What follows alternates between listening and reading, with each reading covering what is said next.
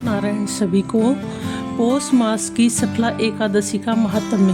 युधिष्ठिर ने पूछा, स्वामी, पौष मास के कृष्ण पक्ष में जो एकादशी होती है उसका क्या नाम है, उसकी क्या विधि है तथा उसमें किस देवता की पूजा की जाती है, यह बताइए। भगवान श्री कृष्ण ने पूछा, राजेंद्र, बतलाता हूँ, सुनो। बड़ी बड़ी दक्षिणा वाले यज्ञों से भी मुझे उतना संतोष नहीं होता जितना एकादशी व्रत के अनुष्ठान से होता है। इसलिए सर्वथा प्रयत्न करके एकादशी का व्रत करना चाहिए। पौष मास के कृष्ण पक्ष में शुक्ला नाम की एकादशी होती है। उस दिन पूर्वोक्त विधान से ही विधि पूर्वक भगवान नारायण की पूजा करनी चाहिए। एकादशी कल्याण करने वाली है, अतः इसका व्रत अवश्य करना उचित है। जैसे नागों में शेषनाग, पक्षियों में गरुड़, देवताओं में श्री विष्णु तथा मनुष्यों में ब्राह्मण श्रेष्ठ है, उसी प्रकार संपूर्ण व्रतों में एकादशी तिथि श्रेष्ठ है। राजन, शुक्ला एकादशी को नाम मंत्रों का उच्चारण करके फलों के द्वारा श्री हरि का पूजन करें। नारियल के फल, सुपारी, बिजोरा नींबू, जमीरा नींबू, अनार, सुंदर आंवला, लौंग, बेर तथा विशेषतः आम के फलों से देव देवेश्वर श्री हरि की पूजा करनी चाहिए।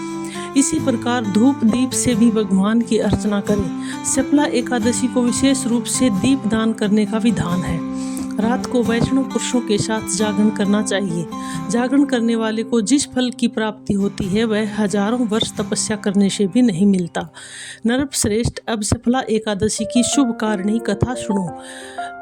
दोस्तों, ये कथा मैं आपको पद्य पुराण के उत्तरखंड से सुना रही हूँ। नरप श्रेष्ठ, अब शुक्ला एकादशी की शुभ कारिणी कथा सुनो। चंपावती नाम के एक विख्यात पुरी है जो कभी राजा महिष्मत की राजधानी थी। राजऋषि महिष्मत के 5 पुत्र थे। उनमें जो ज्येष्ठ था वह सदा पाप कर्म में ही लगा रहता था, पर स्त्रीगामी और वेश्याक्त था। उसने पिता के धन को पाप कर्म में ही खर्च किया। वह सदा दुराचार परायण तथा ब्राह्मणों का निंदक था। वैष्णवों और देवताओं की भी हमेशा निंदा किया करता था। अपने पुत्र को ऐसा पापाचारी देखकर राजा महिष्मत ने राजकुमारों में उसका नाम लुम्भक रख दिया। फिर पिता और भाइयों ने मिलकर उसे राज्य से बाहर निकाल दिया। लुम्भक उस नगर से निकलकर गहन वन में चला गया। वहीं रहकर उस पापी ने प्राय समूचे नगर का धन लूट लिया। एक दिन जब वह चोरी करने के लिए नगर में आया तो रात में पहरा देने वाले सिपाहियों ने उसे पकड़ लिया, किंतु जब उसने अपने को राजा महिष्मत का पुत्र बतलाया तो सिपाहियों ने उसे छोड़ दिया। फिर वह पापी वन में लौट आया और प्रतिदिन मांस तथा वृक्षों के फल खाकर जीवन निर्वाह करने लगा। उस दुष्ट का विश्राम स्थल पीपल वृक्ष के निकट था। वहाँ बहुत वर्षों का पुराना पीपल वृक्ष था। उस वन में वह वृक्ष एक महान देवता माना जाता था। पाप बुद्धि लुम्बक वहीं निवास करता था। बहुत दिनों के पश्चात एक दिन किसी संचित पुण्य के प्रभाव से उसके द्वारा एकादशी के व्रत का पालन हो गया। पौष मास में कृष्ण पक्ष की 10वीं के दिन पापिक लुम्भक ने वृक्षों के फल खाए और वस्त्रहीन होने के कारण रात भर जाड़े का कष्ट भोगा। उस समय न तो उसे नींद आई और न ही आराम ही मिला। वह निष्प्राण सा हो रहा था। सूर्योदय होने पर भी उस पापी को होश नहीं हुआ। शुक्ला एकादशी के दिन भी लुम्भक बेहोश पड़ा रहा। दोपहर होने पर उसे चेतना प्राप्त हुई। फिर इधर उधर दृष्टि डालकर वह आसन से उठा और लंगड़े की भांति पैरों से बार बार लड़खड़ाता हुआ वन के भीतर गया। वह भूख से दुर्बल और पीड़ित हो रहा था। राजन, उस समय लुम्भक बहुत से फल लेकर जो ही विश्राम स्थान पर लौटा त्यों ही सूर्यदेव अस्त हो गए। तब उसने वृक्ष की जड़ में बहुत से फल निवेदन करते हुए कहा, इन फलों से लक्ष्मीपति भगवान विष्णु संतुष्ट हों।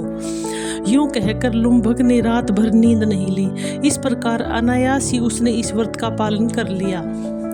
उस समय सहसा आकाशवाणी हुई, राजकुमार, तुम शुक्ला एकादशी के प्रसाद से राज्य और पुत्र प्राप्त करोगे। बहुत अच्छा, कहकर उसने यह वरदान स्वीकार किया। इसके बाद उसका रूप दिव्य हो गया। तब से उसकी बुद्धि भगवान विष्णु के भजन में लग गई। दिव्य आभूषणों की शोभा से संपन्न होकर उसने अकंटक राज्य प्राप्त किया और 15 वर्षों तक उसका संचालन करता रहा। उस समय भगवान श्री कृष्ण की कृपा से उसने मनोग नामक पुत्र उत्पन्न हुआ। जब वह बड़ा हुआ तब लुम्भक ने तुरंत ही राज्य की ममता छोड़कर उसे पुत्र को सौंप दिया और भगवान श्री कृष्ण के समीप चला गया, जहाँ जाकर मनुष्य कभी शोक में नहीं पड़ता। राजन, इस प्रकार जो सफला एकादशी का उत्तम व्रत करता है वह इस लोक में सुख भोगकर मरने के पश्चात मोक्ष को प्राप्त होता है। संसार में वे मनुष्य धन्य हैं जो सफला एकादशी के व्रत में लगे रहते हैं, उन्हीं का जन्म सफल है। महाराज, इसकी महिमा को पढ़ने, सुनने तथा उसके अनुसार आचरण करने से मनुष्य राजसूय यज्ञ का फल प्राप्त करता है। भगवान श्री विष्णु की जय।